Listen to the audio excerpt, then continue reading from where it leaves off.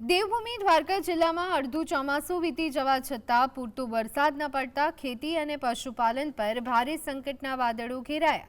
સિંચાઈ અને પીવાના પાણીની વિકટ બનતી સ્થિતિ વચ્ચે ખંભાળિયા અને કલ્યાણપુર તાલુકાના મોવાણ વિંજલ પર જુવાનગઢ સહિત 20થી વધુ ગામોના ખેડૂતો, માલધારીઓ અને સરપંચોએ મોવાણ ગામે એક મહત્વની બેઠક યોજી। વરસાદના અભાવે ખેતરોમાં ઊભો પાક સુકાઈ રહ્યો છે। પશુઓ માટે ઘાસચારાની ગંભીર અછત ઊભી થતા ग्रामीण जनजीवन भारे हालाकी में मुकायु छे।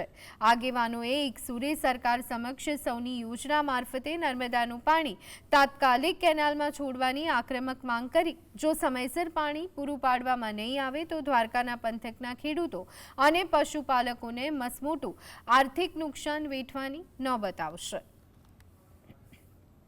सौनी योजना पाणी छोड़वानुं अहींया आपणे नर्मदानुं सीण डेम, सानी डेम आवा करोड़ों रुपया खर्चे बनाव्यो होय सरकार ने अमारे केवुं ना पड़े कि आ पाणी छोड़ो, एनी मेळाए ज पाणी छोड़ देवुं जोईए सरकार ने।